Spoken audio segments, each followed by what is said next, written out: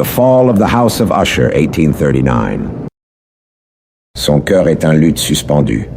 Sitôt qu'on le touche, il résonne. De Béranger. During the whole of a dull, dark, and soundless day in the autumn of the year, when the clouds hung oppressively low in the heavens, I had been passing alone on horseback through a singularly dreary tract of country, and at length found myself, as the shades of the evening drew on, within view of the melancholy house of Usher. I know not how it was, but with the first glimpse of the building, a sense of insufferable gloom pervaded my spirit. I say insufferable, for the feeling was unrelieved by any of that half-pleasurable, because poetic sentiment, with which the mind usually receives even the sternest natural images of the desolate or terrible. I looked upon the scene before me, upon the mere house and the simple landscape features of the domain, upon the bleak walls, upon the vacant eye-like windows, upon a few rank sedges, and upon a few white trunks of decayed trees, with an utter depression of soul, which I can compare to no earthly sensation more properly than to the after-dream of the reveler upon opium, the bitter lapse into everyday life, the hideous dropping off of the veil. There was an iciness, a sinking, a sickening of the heart, an unredeemed dreariness of thought which no goading of the imagination could torture into aught of the sublime. What was it? I paused to think what was it that so unnerved me in the contemplation of the house of Usher. It was a mystery all insoluble, nor could I grapple with the shadowy fancies that crowded upon me as I pondered. I was forced to fall back upon the unsatisfactory conclusion that while, beyond doubt, there are combinations of very simple natural objects which have the power of thus affecting us, still the analysis of this power lies among considerations beyond our depth. It was possible, I reflected, that a mere different arrangement of the particulars of the scene, of the details of the picture, would be sufficient to modify or perhaps to annihilate its capacity for sorrowful impression. And acting upon this idea, I reined my horse to the precipitous brink of a black and lurid tarn that lay in unruffled luster by the dwelling, and gazed down, but with a shudder even more thrilling than before, upon the remodeled and inverted images of the grey sedge and the ghastly tree stems and the vacant and eye-like windows. Nevertheless, in this mansion of gloom, I now proposed to myself a sojourn of some weeks. Its proprietor, Roderick Usher, had been one of my boon companions in boyhood, but many years had elapsed since our last meeting. A letter, however, had lately reached me in a distant part of the country, a letter from him, which, in its wildly importunate nature, had admitted of no other than a personal reply. The MS gave evidence of nervous agitation. The writer spoke of acute bodily illness, of a mental disorder which oppressed him, and of an earnest desire to see me as his best, and indeed his only personal friend, with a view of attempting, by the cheerfulness of my society, some alleviation of his malady. It was the manner in which all this, and much more, was said. It was the apparent heart that went with his request, which allowed me no room for hesitation, and I accordingly obeyed forthwith what I still considered a very singular summons. Although as boys we had been even intimate associates, yet I really knew little of my friend. His reserve had been always excessive and habitual. I was aware, however, that his very ancient family had been noted, time out of mind, for a peculiar sensibility of temperament, displaying itself through long ages in many works of exalted art and manifested of late in repeated deeds of munificent yet unobtrusive charity, as well as in a passionate devotion to the intricacies, perhaps even more than to the orthodox and easily recognizable beauties of musical science. I had learned, too, the very remarkable fact that the stem of the Usher race, all time honored as it was, had put forth, at no period, any enduring branch. In other words, that the entire family lay in the direct line of descent, and had always, with very trifling and very temporary variation, so lain. It was this deficiency I considered, while running over in thought the perfect keeping of the character of the premises with the accredited character of the people, and while speculating upon the possible influence which the one, in the long lapse of centuries, might have exercised upon the other. It was this deficiency, perhaps, of collateral issue, and the consequent undeviating transmission from sire to son of the patrimony with the name, which had at length so identified the two as to merge the original title of the estate in the quaint and equivocal appellation of the House of Usher, an appellation which seemed to include, in the minds of the peasantry who used it, both the family and the family mansion. I have said that the sole effect of my somewhat childish experiment, that of looking down within the tarn, had been to deepen the first singular impression. There can be no doubt that the consciousness of the rapid increase of my superstition, for why should I not so term it, served mainly to accelerate the increase itself. Such, I have long known, is the paradoxical law of all sentiments having terror as a basis.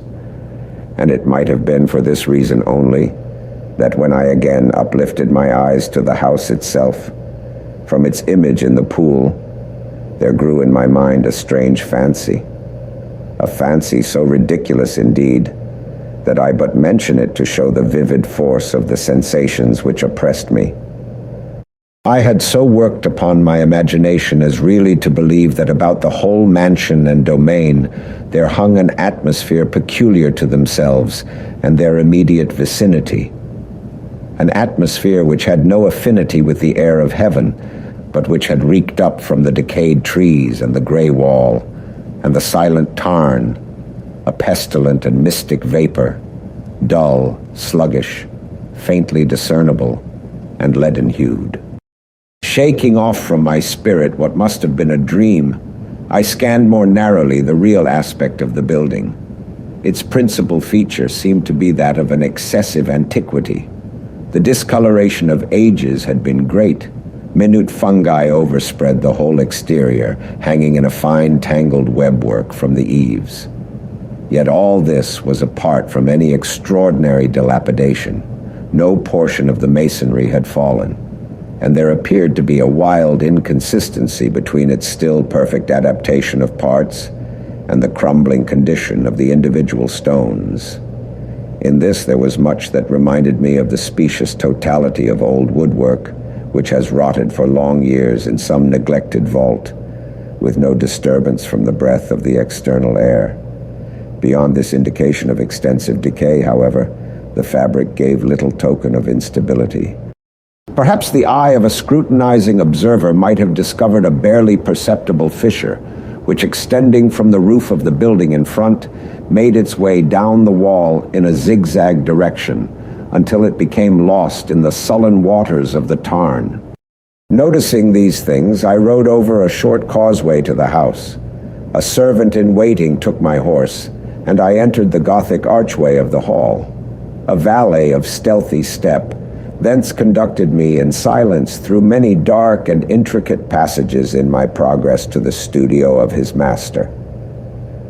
Much that I encountered on the way contributed, I know not how, to heighten the vague sentiments of which I have already spoken, while the objects around me, while the carvings of the ceilings, the somber tapestries of the walls, the ebon blackness of the floors, and the phantasmagoric armorial trophies which rattled as I strode, were but matters to which, or to such as which, I had been accustomed from my infancy.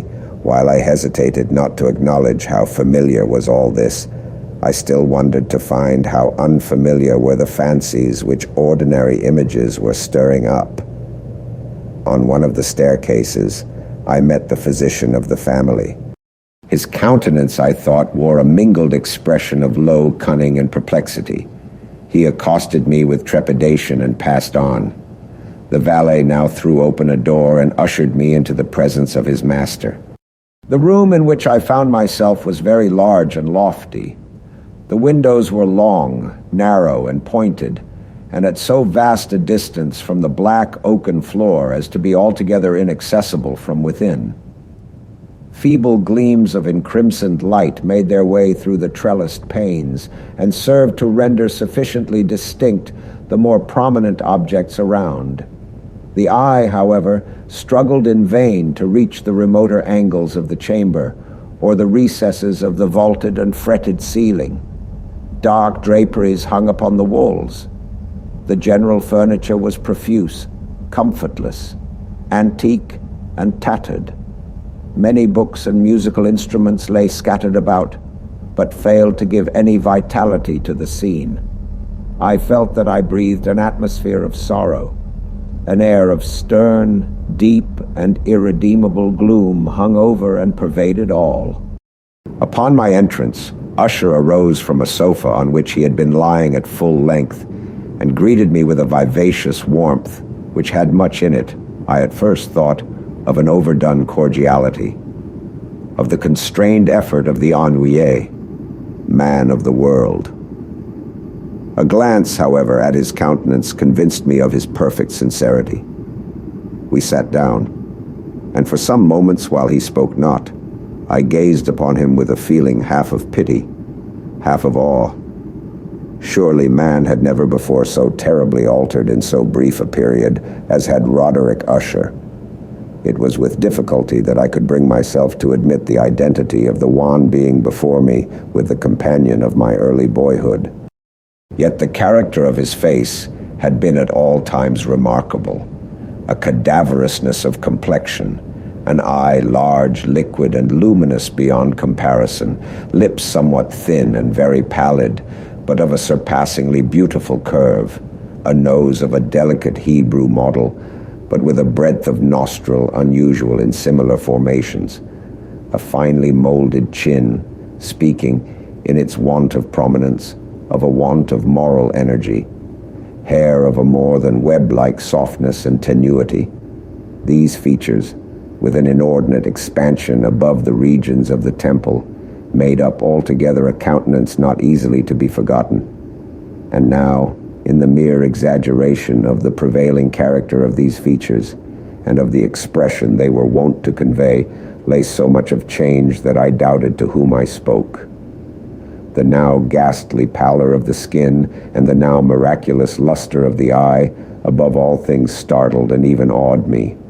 The silken hair, too, had been suffered to grow all unheeded, and as, in its wild gossamer texture, it floated rather than fell about the face, I could not, even with effort, connect its arabesque expression with any idea of simple humanity.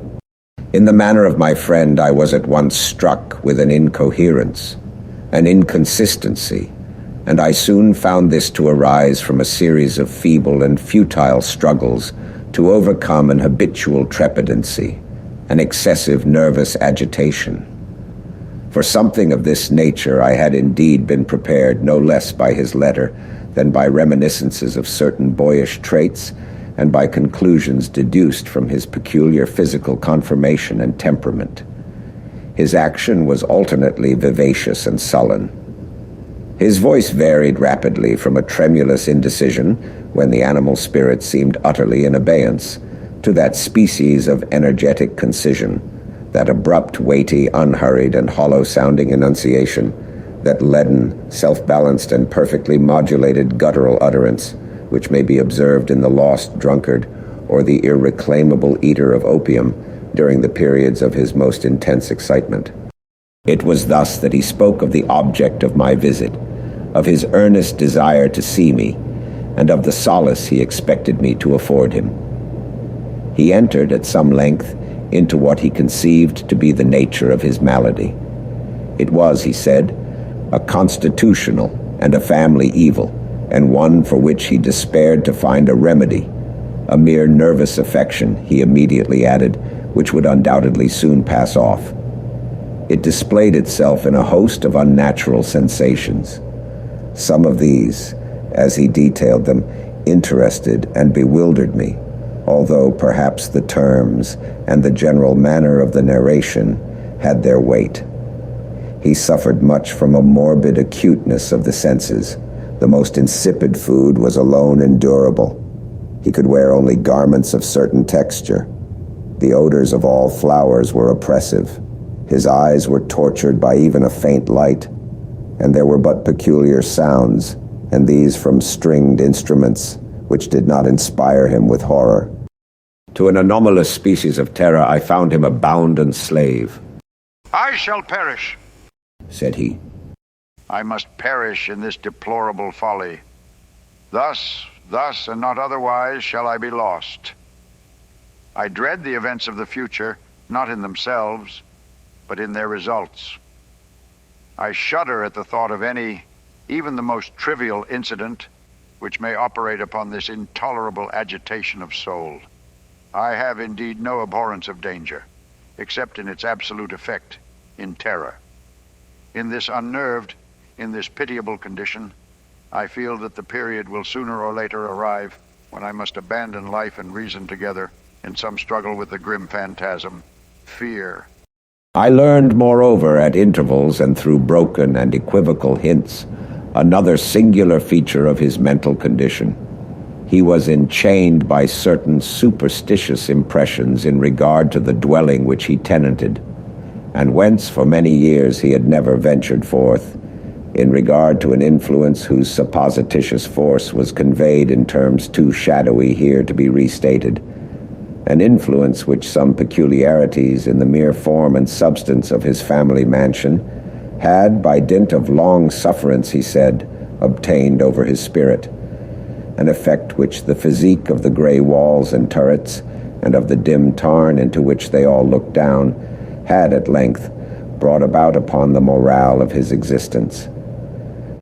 He admitted, however, although with hesitation, that much of the peculiar gloom which thus afflicted him could be traced to a more natural and far more palpable origin, to the severe and long-continued illness, indeed to the evidently approaching dissolution, of a tenderly beloved sister, his sole companion for long years, his last and only relative on earth. Her decease, he said with a bitterness which I can never forget, would leave him the hopeless and the frail, the last of the ancient race of the Ushers. While he spoke, the Lady Madeline, for so was she called, passed slowly through a remote portion of the apartment, and without having noticed my presence, disappeared. I regarded her with an utter astonishment not unmingled with dread, and yet I found it impossible to account for such feelings. A sensation of stupor oppressed me, as my eyes followed her retreating steps.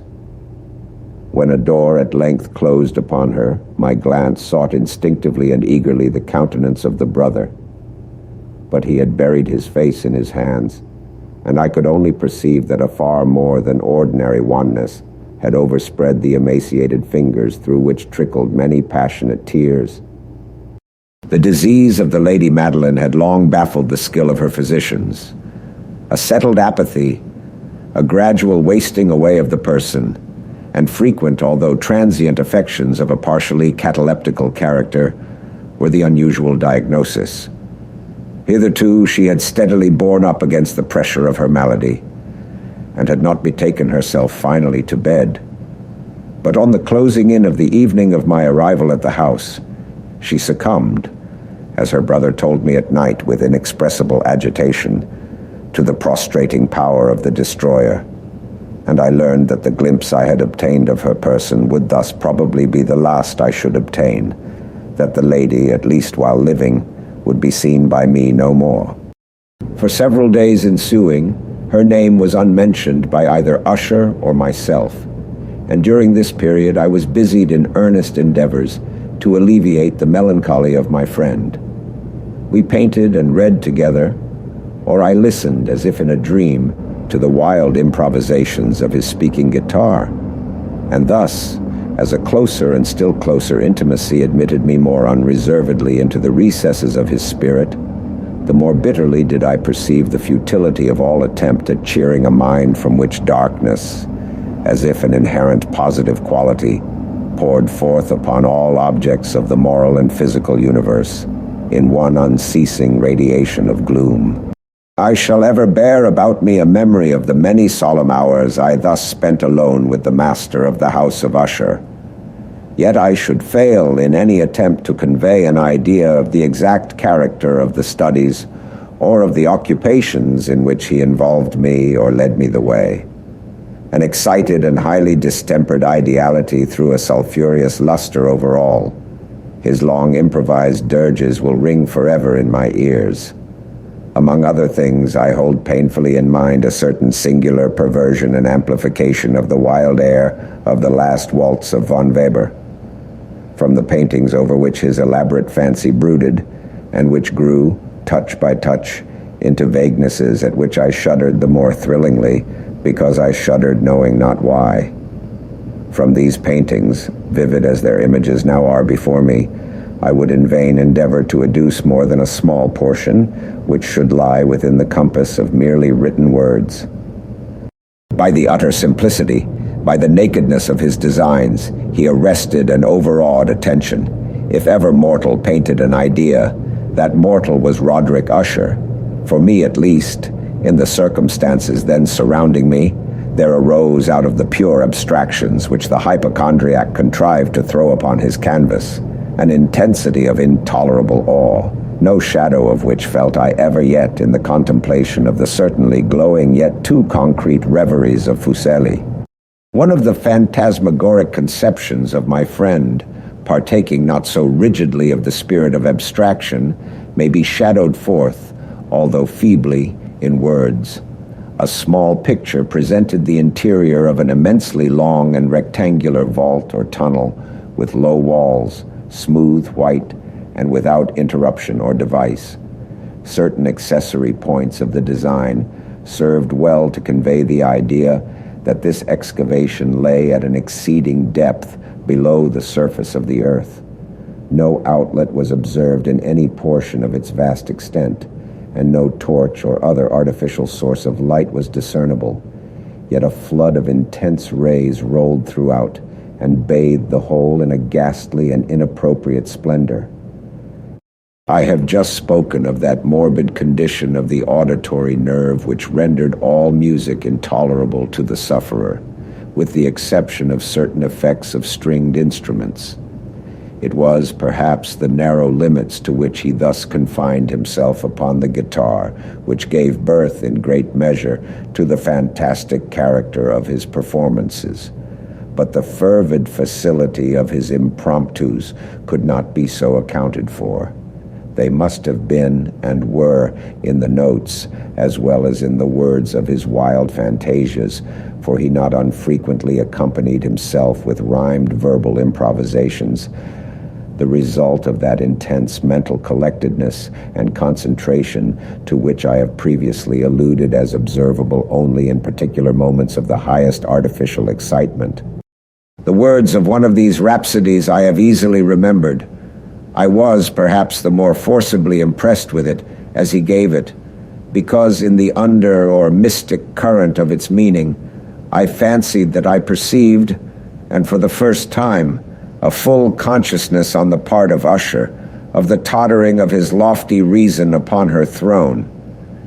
The verses, which were entitled The Haunted Palace, ran very nearly, if not accurately, thus: In the greenest of our valleys, by good angels tenanted, once a fair and stately palace, radiant palace, reared its head. In the monarch thought's dominion it stood there. Never seraph spread a pinion over fabric half so fair. Banners yellow, glorious, golden, on its roof did float and flow. All this was in the olden time long ago, and every gentle air that dallied in that sweet day along the ramparts, plumed and pallid, a winged odor went away. Wanderers in that happy valley through two luminous windows saw spirits moving musically to a lute's well-tuned law round about a throne, where sitting Porphyrogene, in state his glory well befitting, the ruler of the realm was seen. And all with pearl and ruby glowing was the fair palace door, through which came flowing, and sparkling evermore, a troop of echoes whose sweet duty was but to sing, in voices of surpassing beauty, the wit and wisdom of their king. But evil things in robes of sorrow assailed the monarch's high estate. Ah, let us mourn, for never morrow shall dawn upon him desolate, and round about his home the glory that blushed and bloomed is but a dim remembered story of the old time entombed. And travelers now within that valley, through the red litten windows, see vast forms that move fantastically to a discordant melody, while, like a rapid ghastly river, through the pale door, a hideous throng rush out forever and laugh but smile no more. I well remember that suggestions arising from this ballad led us into a train of thought wherein there became manifest an opinion of Usher's, which I mention not so much on account of its novelty, for other men have thought thus, as on account of the pertinacity with which he maintained it. This opinion, in its general form, was that of the sentience of all vegetable things. But in his disordered fancy, the idea had assumed a more daring character and trespassed, under certain conditions, upon the kingdom of inorganization. I lack words to express the full extent or the earnest abandon of his persuasion. The belief, however, was connected, as I have previously hinted, with the gray stones of the home of his forefathers. The conditions of the sentience had been here, he imagined, fulfilled in the method of collocation of these stones, in the order of their arrangement, as well as in that of the many fungi which overspread them, and of the decayed trees which stood around. Above all, in the long, undisturbed endurance of this arrangement, and in its reduplication in the still waters of the tarn. Its evidence, the evidence of the sentience, was to be seen, he said, and I here started as he spoke, in the gradual yet certain condensation of an atmosphere of their own about the waters and the walls. The result was discoverable, he added, in that silent, yet importunate and terrible influence which for centuries had molded the destinies of his family, and which made him what I now saw him, what he was. Such opinions need no comment, and I will make none. Our books, the books which for years had formed no small portion of the mental existence of the invalid, were, as might be supposed, in strict keeping with this character of phantasm. We pored together over such works as the Ververs et Chartreuse of Gresset, the Belphegor of Machiavelli, the Heaven and Hell of Swedenborg, the Subterranean Voyage of Nicholas Klim by Holberg, the Chiromancy of Robert Flood, of Jean Dean d'Aginet, and of de la Chambre, the Journey into the Blue Distance of Tieck, and the City of the Sun of Campanella. One favorite volume was a small octavo edition of the Directorium Inquisitorium by the Dominican Aymeric de Giron, and there were passages in Pomponius Mela about the old African satyrs and oegipans, over which Usher would sit dreaming for hours. His chief delight, however, was found in the perusal of an exceedingly rare and curious book in quarto Gothic, the Manual of a Forgotten Church, the Vigiliae Mortuorum Secundum Coram Ecclesiae Maguntinae. I could not help thinking of the wild ritual of this work and of its probable influence upon the hypochondriac, when one evening, having informed me abruptly that the Lady Madeline was no more, he stated his intention of preserving her corpse for a fortnight, previously to its final interment, in one of the numerous vaults within the main walls of the building. The worldly reason, however, assigned for this singular proceeding was one which I did not feel at liberty to dispute. The brother had been led to his resolution, so he told me, by consideration of the unusual character of the malady of the deceased, of certain obtrusive and eager inquiries on the part of her medical men, and of the remote and exposed situation of the burial ground of the family.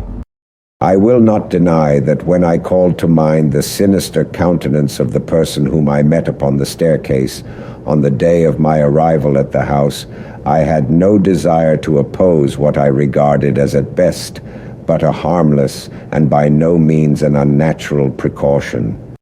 At the request of Usher, I personally aided him in the arrangements for the temporary entombment. The body having been encoffined, we two alone bore it to its rest. The vault in which we placed it, and which had been so long unopened that our torches, half smothered in its oppressive atmosphere, gave us little opportunity for investigation, was small, damp, and entirely without means of admission for light. Lying at great depth, immediately beneath that portion of the building in which was my own sleeping apartment. It had been used, apparently, in remote feudal times, for the worst purposes of a donjon keep, and, in later days, as a place of deposit for powder, or some other highly combustible substance, as a portion of its floor, and the whole interior of a long archway through which we reached it, were carefully sheathed with copper. The door, of massive iron, had been also similarly protected. Its immense weight caused an unusually sharp grating sound as it moved upon its hinges.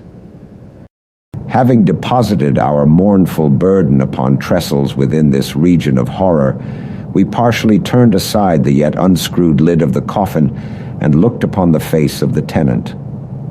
A striking similitude between the brother and sister now first arrested my attention, and Usher, divining perhaps my thoughts, murmured out some few words from which I learned that the deceased and himself had been twins, and that sympathies of a scarcely intelligible nature had always existed between them. Our glances, however, rested not long upon the dead, for we could not regard her unawed. The disease which had thus entombed the lady in the maturity of youth had left, as usual in all maladies of a strictly cataleptical character, the mockery of a faint blush upon the bosom and the face, and that suspiciously lingering smile upon the lip which is so terrible in death.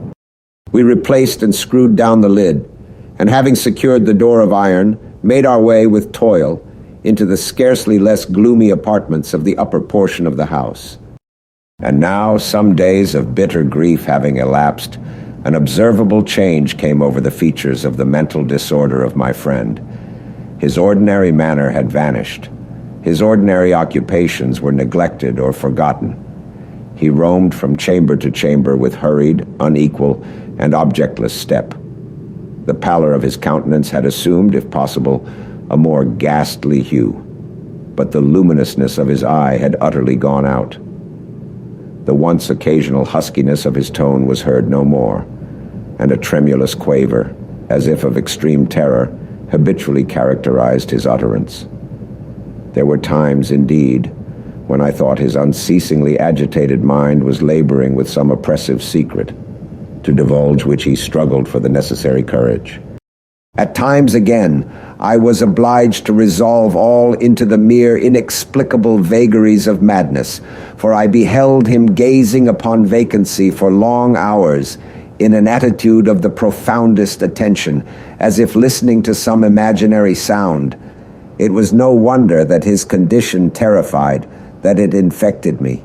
I felt creeping upon me, by slow yet certain degrees, the wild influences of his own fantastic yet impressive superstitions. It was especially upon retiring to bed late in the night of the 7th or 8th day after the placing of the Lady Madeline within the donjon that I experienced the full power of such feelings. Sleep came not near my couch, while the hours waned and waned away. I struggled to reason off the nervousness which had dominion over me. I endeavored to believe that much, if not all of what I felt, was due to the bewildering influence of the gloomy furniture of the room, of the dark and tattered draperies, which, tortured into motion by the breath of a rising tempest, swayed fitfully to and fro upon the walls and rustled uneasily about the decorations of the bed. But my efforts were fruitless. An irrepressible tremor gradually pervaded my frame, and at length there sat upon my very heart an incubus of utterly causeless alarm. Shaking this off with a gasp and a struggle, I uplifted myself upon the pillows, and peering earnestly within the intense darkness of the chamber, hearkened, I know not why, except that an instinctive spirit prompted me, to certain low and indefinite sounds which came through the pauses of the storm at long intervals, I knew not whence. Overpowered by an intense sentiment of horror, unaccountable yet unendurable, I threw on my clothes with haste, for I felt that I should sleep no more during the night, and endeavored to arouse myself from the pitiable condition into which I had fallen by pacing rapidly to and fro through the apartment.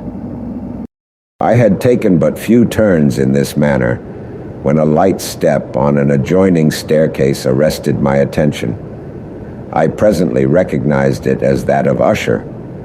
In an instant afterward, he rapped with a gentle touch at my door and entered bearing a lamp. His countenance was, as usual, cadaverously wan, but moreover there was a species of mad hilarity in his eyes, and evidently restrained hysteria in his whole demeanor. His air appalled me, but anything was preferable to the solitude which I had so long endured, and I even welcomed his presence as a relief. And you have not seen it? He said abruptly, after having stared about him for some moments in silence. You have not then seen it? But stay, you shall. Thus speaking, and having carefully shaded his lamp, he hurried to one of the casements and threw it freely open to the storm. The impetuous fury of the entering gust nearly lifted us from our feet. It was indeed a tempestuous yet sternly beautiful night, and one wildly singular in its terror and its beauty. A whirlwind had apparently collected its force in our vicinity, for there were frequent and violent alterations in the direction of the wind, and the exceeding density of the clouds, which hung so low as to press upon the turrets of the house, did not prevent our perceiving the lifelike velocity with which they flew, careering from all points against each other, without passing away into the distance. I say that even their exceeding density did not prevent our perceiving this, yet we had no glimpse of the moon or stars, nor was there any flashing forth of the lightning.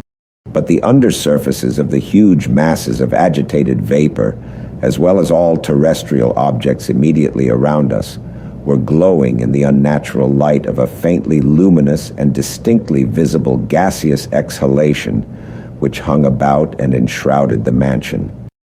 "You must not, you shall not behold this," said I shudderingly to Usher, as I led him with a gentle violence from the window to a seat. "These appearances which bewilder you are merely electrical phenomena, not uncommon. Or it may be that they have their ghastly origin in the rank miasma of the tarn.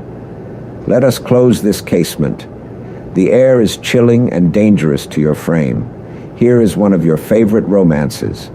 I will read and you shall listen, and so we will pass away this terrible night together." The antique volume which I had taken up was The Mad Tryst of Sir Launcelot Canning, but I had called it a favorite of Usher's more in sad jest than in earnest. For in truth, there is little in its uncouth and unimaginative prolixity which could have had interest for the lofty and spiritual ideality of my friend.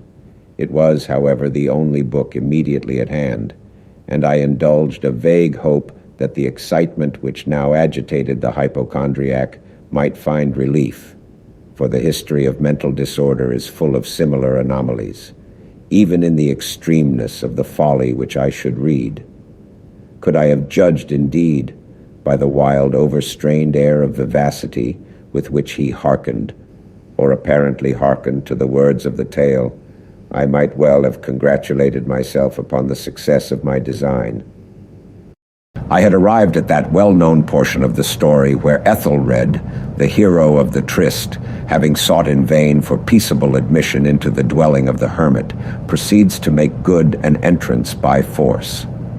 Here, it will be remembered, the words of the narrative run thus: and Ethelred, who was by nature of a doughty heart, and who was now mighty withal, on account of the powerfulness of the wine which he had drunken, waited no longer to hold parley with the hermit, who, in sooth, was of an obstinate and maliceful turn. But feeling the rain upon his shoulders, and fearing the rising of the tempest, uplifted his mace outright, and with blows made quickly room in the plankings of the door for his gauntleted hand. And now pulling therewith sturdily, he so cracked and ripped and tore all asunder, that the noise of the dry and hollow-sounding wood alarummed and reverberated throughout the forest. At the termination of this sentence I started, and for a moment paused, for it appeared to me, although I at once concluded that my excited fancy had deceived me, it appeared to me that from some very remote portion of the mansion there came indistinctly to my ears what might have been, in its exact similarity of character, the echo, but a stifled and dull one certainly, of the very cracking and ripping sound which Sir Launcelot had so particularly described. It was, beyond doubt, the coincidence alone which had arrested my attention, for amid the rattling of the sashes of the casements and the ordinary commingled noises of the still increasing storm, the sound in itself had nothing, surely, which should have interested or disturbed me. I continued the story. But the good champion Ethelred, now entering within the door, was sore enraged and amazed to perceive no signal of the maliceful hermit, but in the stead thereof a dragon of a scaly and prodigious demeanor, and of a fiery tongue, which sat in guard before a palace of gold, with a floor of silver, and upon the wall there hung a shield of shining brass, with this legend enwritten: who entereth herein a conqueror hath been. Who slayeth the dragon, the shield he shall win. And Ethelred uplifted his mace, and struck upon the head of the dragon, which fell before him, and gave up his pesty breath, with a shriek so horrid and harsh, and withal so piercing, that Ethelred had fain to close his ears with his hands against the dreadful noise of it, the like whereof was never before heard. Here again I paused abruptly, and now with a feeling of wild amazement, for there could be no doubt whatever that, in this instance, I did actually hear, although from what direction it proceeded, I found it impossible to say, a low and apparently distant, but harsh, protracted, and most unusual screaming or grating sound, the exact counterpart of what my fancy had already conjured up for the dragon's unnatural shriek, as described by the romancer. Oppressed, as I certainly was upon the occurrence of this second and most extraordinary coincidence, by 1,000 conflicting sensations, in which wonder and extreme terror were predominant, I still retained sufficient presence of mind to avoid exciting by any observation the sensitive nervousness of my companion. I was by no means certain that he had noticed the sounds in question, although assuredly a strange alteration had, during the last few minutes, taken place in his demeanor. From a position fronting my own, he had gradually brought round his chair so as to sit with his face to the door of the chamber, and thus I could but partially perceive his features, although I saw that his lips trembled as if he were murmuring inaudibly.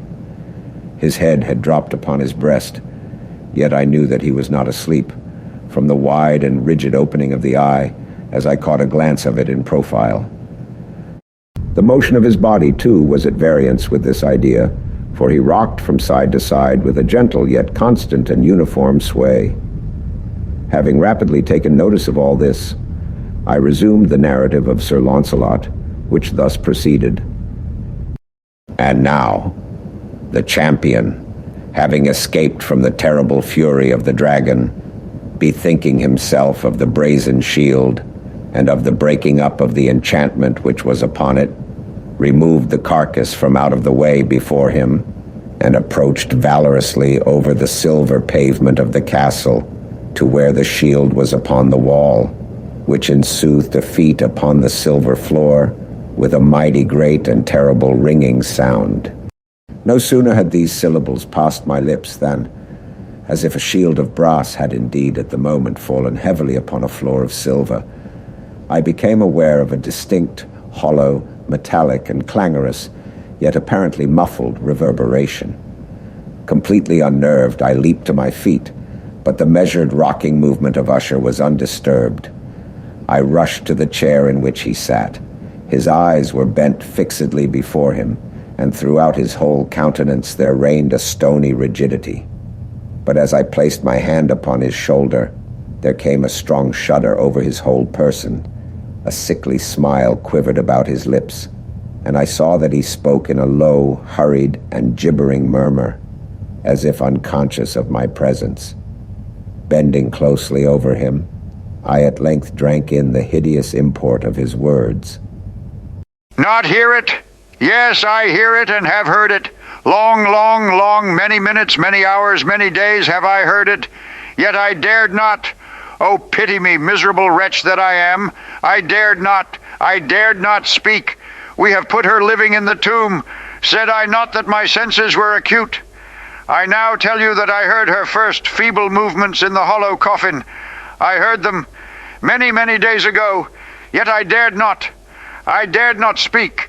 And now, tonight, Ethelred, the breaking of the hermit's door, and the death cry of the dragon, and the clangor of the shield, say rather, the rending of her coffin, and the grating of the iron hinges of her prison, and her struggles within the coppered archway of the vault. Oh, whither shall I fly? Will she not be here anon? Is she not hurry in my haste? Have I not heard her footstep on the stair? Do I not distinguish that heavy and horrible beating of her heart? Madman!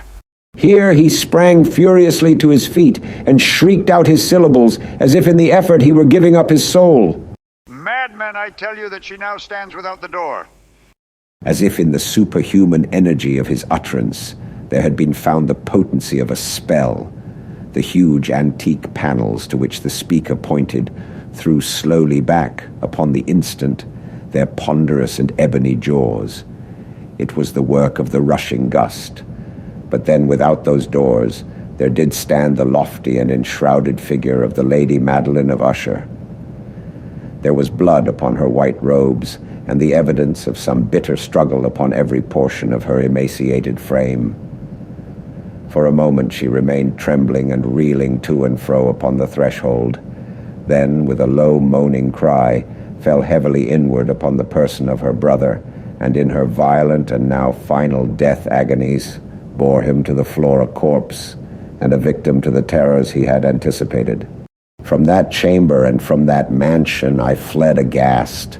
The storm was still abroad in all its wrath as I found myself crossing the old causeway. Suddenly there shot along the path a wild light, and I turned to see whence a gleam so unusual could have issued. For the vast house and its shadows were alone behind me. The radiance was that of the full setting and blood-red moon, which now shone vividly through that once barely discernible fissure, of which I have before spoken as extending from the roof of the building in a zigzag direction to the base. While I gazed, this fissure rapidly widened. There came a fierce breath of the whirlwind. The entire orb of the satellite burst at once upon my sight. My brain reeled as I saw the mighty walls rushing asunder. There was a long, tumultuous shouting sound, like the voice of 1,000 waters, and the deep and dank tarn at my feet closed sullenly and silently over the fragments of the house of Usher.